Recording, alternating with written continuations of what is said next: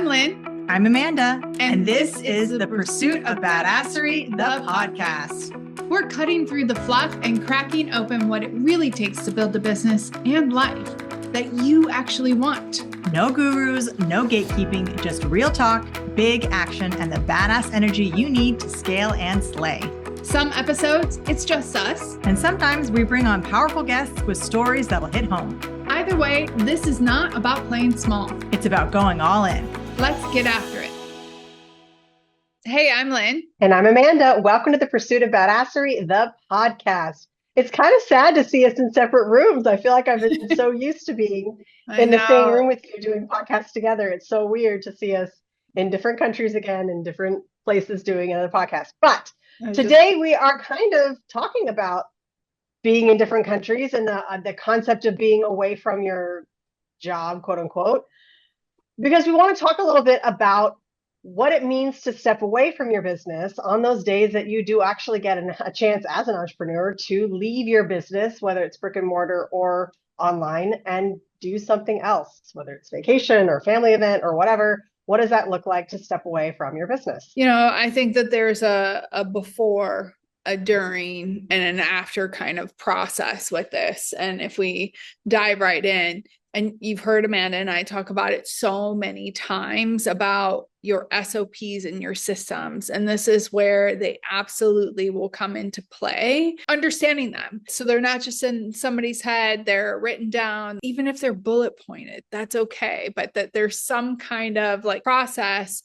or system that other people know as well. And it's not just in your head as a business owner. I think that we're going to die on this hill, always saying it, your systems and your processes are going to be your lifesaver or your killer here. Yeah. I'm not even going to say I'm going to die on this hill. Like, I'm going to kill somebody on this hill because this is so important. And I feel like I say it till I'm blue in the face. I feel like we say it all the time and like every interaction that we have. And I love that you pointed out that there's a before, during, and after, because I think people don't think about that so much. They don't plan properly, or they think they've planned, and the things that they plan for are like these, I always like to say, these unnecessary things. Like, these are never going to happen situations. Like, they're assuming the very, very worst is going to happen. Yeah. Out of the box. And they're making problems that don't actually exist yet. And so really focusing on the SOPs that are the everyday, day-to-day things. And then when you're in that mix, depending on the reason for your leaving on your trip, like obviously there's all sorts of various levels of like, is this a vacation versus like, are you actually checking out versus are you just traveling and working at the same time? There's a bit of a difference there. But if you are checking out for vacation standard, like actually do that. Because if you don't do the work of checking out, and sometimes it is work, like we're workaholics, we'll work all live long day. So it is hard to check out and not work. I love working. I'll work all day long. But if your goal is to check out, then actually do it, because the more that you check in, even though you're checked out, the more you're teaching everybody around you that you're still accessible. And then you get resentful when they reach out to you and like, well, you've taught them how to do that. You've taught them that you're available. And the aftermath, like when you get back, take a really good look, like what worked, what didn't. Because if everything fell apart when you were gone, then that's all the things you need to make systems around. Like that's the stuff that you didn't set up properly before you left. And it's the best time as soon as you get back, just kind of address that right then, because it's so fresh and new and you haven't like forgotten and, you know, put on the rose-colored glasses and like done the quick checks to fix everything. You're sitting in it still. So that's the best time to go back through and see what's working, what's not, what happened while you were gone, what actually happened while you were gone, not what you thought was going to happen, what actually happened. And then you make those systems around that. So, I mean, it's systems, letting go, and then systems like control, no control, control, kind of. I guess it's self-discipline. You know, I was sitting here thinking about how different we approach shit all the time.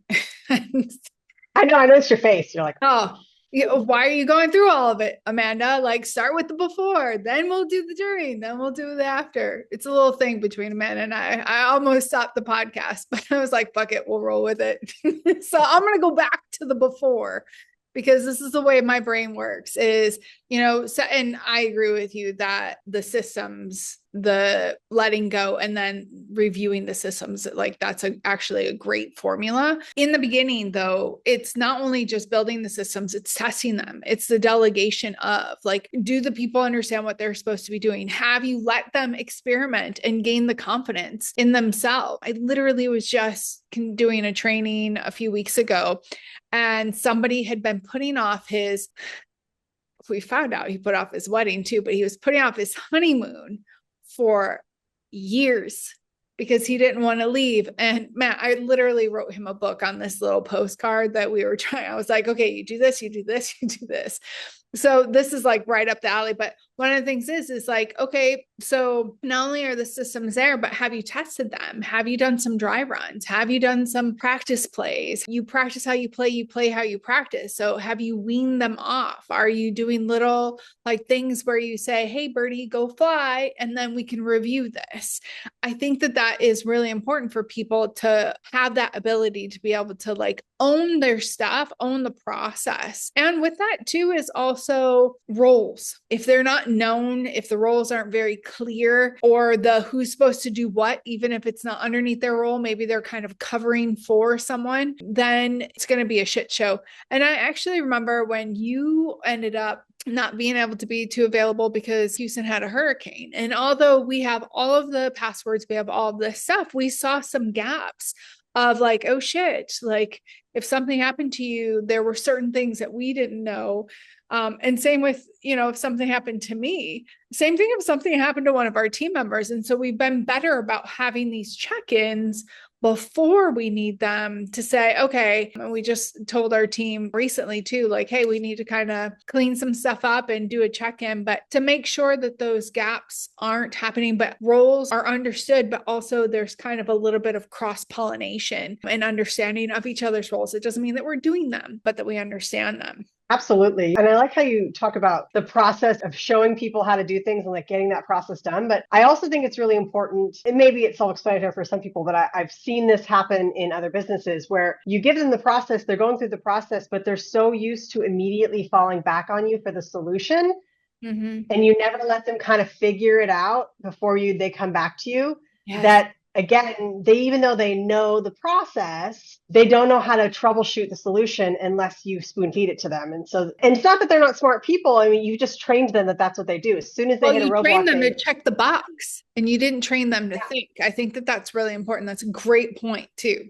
Yeah, and it comes up in weird ways. And so I think, particularly if you know this trip is coming up, like obviously there are occasions where trips happen that you aren't expecting, a death in the family, things that happen that you can't anticipate. But for the majority of the vacations that you take, at least a couple of weeks, unless you're like us, who leave in like a week, like 2 days notice, 12 hours, like, oh, we get a plane real quick. Unless you're us. You have a little bit of headway. So you know that it's coming. So you have that time to kind of work out the kinks and to let people take over and to train them on you not being there for the solution when things get harder. Because there's always something that's going to come up that isn't exactly cookie cutter to what the SOP has. I mean, it's an SOP. It's not this run your entire life step by step. This is the way it's going to be. There's no variation. That's not what an SOP is. There's going to be variation. So training your people on how to problem solve in the real world scenario is also part of that pregame that you do before you leave. I love it. I love it. Okay, so you made a good point earlier. I would say the discipline of just like not babying, just going, the discipline of going, like stop thinking that the world revolves around you. You need to be able to step yourself out and not be the solution to everybody's problems, which we kind of just talked about, or be the solution of everybody's energy. It's funny when you were talking, I remembered a long time ago when I was area director for BNI, one of the people I was working with, she said, sometimes you're like a tornado in a good way. She's like, you come in and you like get everybody excited and get all of this, but when you leave, it's almost like you're taking your energy with you. It's like a vortex type of thing. And she says, it's good in some ways, but it's bad in others because you shouldn't be the end all to be all. As much as you think you're empowering them, are you really? And so being able to have that conversation and that discipline to step out and not jump in to correct, just allow, mistakes are going to happen, teach them how to fall forward a bit, and also give yourself and give them a bit of grace to know that it's a learning process. And especially when you're away, it does change the dynamic of things. And so I think it also, going back to a little bit before, but during, is like being more concerned about the results, like the benchmarkers versus the process. I know we talked about processes and SOPs, but instead of the time taken, look at the end result and like kind of those markers that you need to. But that discipline to be able to say, you guys got it, I trust you, not micromanaging, not blindly dumping and leaving them to just kind of fumble through it, but actually doing the prep, which is continuous prep, and then being able to have that step away. Yeah, I think it's really, really, really hard for a lot of people. And I put myself in the same box because I know that in the olden days, pre-badassery days for sure, I felt like maybe it was a martyr syndrome almost, where it's like, I am the only one who has the solution and everybody falls apart without me. And I need to be there for my company. And I need to be the one that answers all these questions. It was a way to make myself seem more important. And it was a way to make myself seem more valuable and that my life was more than it was. And when it really came down to it, it was just my poor management, because your business should run without you. It shouldn't be 100%. about you. And I think that I got that twisted for a long time because this is my baby and this is my business. And I want to be the thing that keeps it running. And I'm such a quintessential part of the business. Well, no. I shouldn't be. I should hire better people. I should hire people who are better than me so that they're able to shine, and I should put them in a place where they can shine. So that's a lot of control you have to let go of. It's a lot of this like martyrdom and victimhood and like there's a lot of things that go into that, and the control of being able to figure out every little thing and who's doing what and what's happening, when ultimately, like you said, it's about the end result. Like, what do I really want out of this trip? Like, what is the point of me going if I'm just going to be there but in a different zip code? Like, what's the point? So really having that discipline and training your people around you, and then letting go of this feeling, like letting go of your ego. You're not that special. Yeah. I remember the saying is that if you're always the answer, you're going to always be the limit.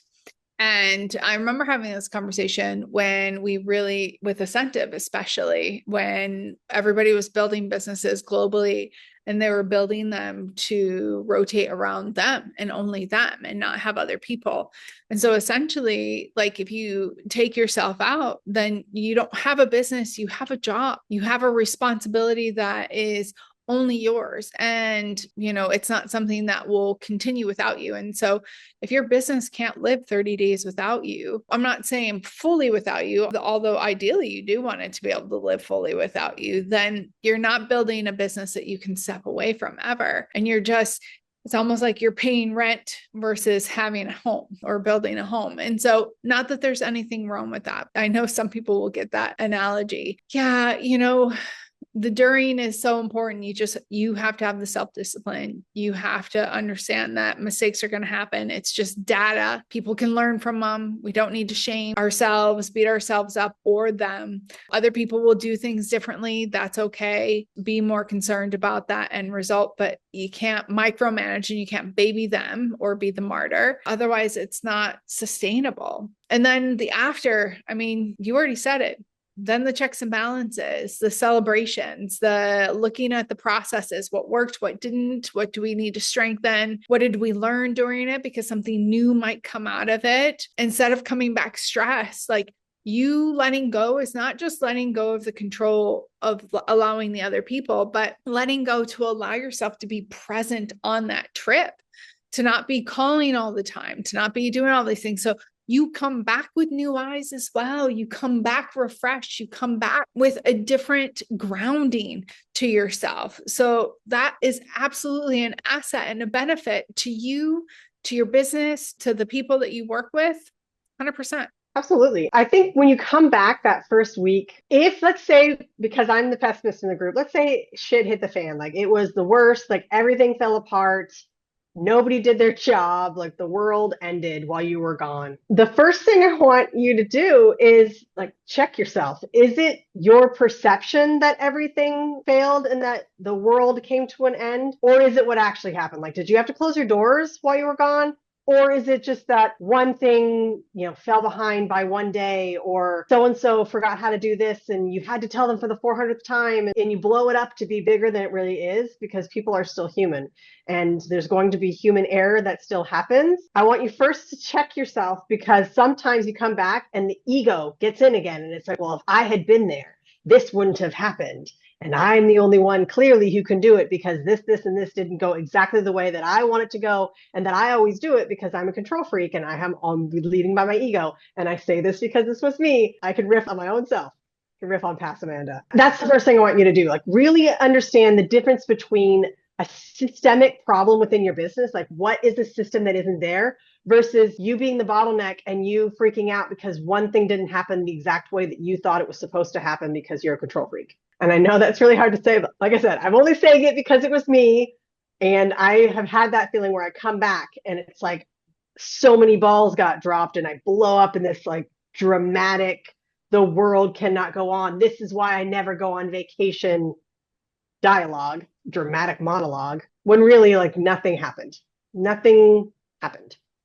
There's just small little things you have to figure out and like tweak and change because a lot of times like, yeah, there's stuff that happens. You can come back and there is a pile of shit on your desk. Like that does happen, but usually it's not life ending dramatic stuff. Like, you got audited and your building blew up and everybody died while, on vacation. Like none of Almost those things actually happened. almost. Almost never. I mean, things have happened, but almost never is that the case. So check yourself before you wreck your business. 100%. I'm reviewing all these past conversations in my head. And, Amanda and I are actually recording another podcast right after this about like workflow while you're on the move, if you would. And so this podcast is very different. This is about you taking time to check out, to replenish oneself, to not feel guilty about it. It does take practice. It is difficult, especially for those of us who love what we do, who maybe are control freaks, recovering perfectionists, are used to being all up in the stuff. Listen, Amanda and I are speaking from experience. Like it's been a while. It took a while for us to like let go of that and build the right people around us too. Like, let's be honest, because it is having the right people. Not that the people in the past might not have been the right people. They could have been, but maybe we weren't in the right spot or vice versa. But to like absolutely have a business that you can be gone from either on vacation or God forbid something happens and it will continue to go. Because I will tell you that vacations or either self-imposed or other imposed, you get to see things through a different eye. Like Amanda was just traveling for a month. I'm traveling for a month. Some of it's vacation, some of it's not. And it gives me, I know for me, it's given me the ability to slow down, but it's also like, I feel a bit of panic and guilt when I don't see my schedule like packed to the brim. And so then I have to ask myself, okay, why do I feel this way?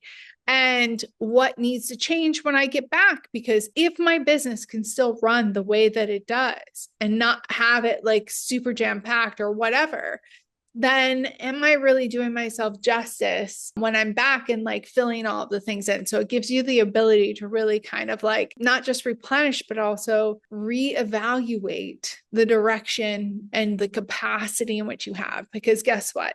If you don't build a business that can live without you, you have a job, you don't have a business.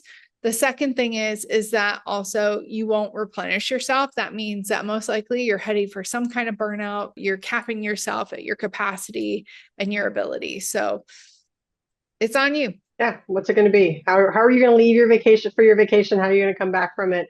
A lot of that is on you more so than I think we realize when we're first in that earlier stage of entrepreneurship and when you're so far in it that you don't see it until someone like us comes along and points it out. You're welcome. Absolutely. I think we've given you plenty of nuggets about the before, the during, and the after of taking a break from your business, going on vacation, setting up a business that you can absolutely step away from for a week, for a month. So I think now's the time. Now that we finished this episode, go ahead and open up your new browser, your incognito browser, and start looking for flights, because it's okay to take a vacation from your business. I agree. Put on those Google alerts. All right. So what would you add to the list? There's lots of other things that we could have spoken about building a business that you can step away from, either for a vacation, self-imposed or other imposed, and not have the fret of what's happening behind the scenes. What would you add to the list? And if you know someone who needs to hear this message, go ahead and share this podcast with them. Hit that subscribe button as well, so that way you are in the know of all of the other podcasts we release every week, a new podcast. All right. Until next time. Get after it. Thanks for tuning in. But remember, listening is not doing. Take what you heard today and move. Share the episode, leave us a review, and tag us when you take action. Head over to thepursuitofbadassery.com and see how we're helping entrepreneurs get results without the fluff. Until next time, let's get after it.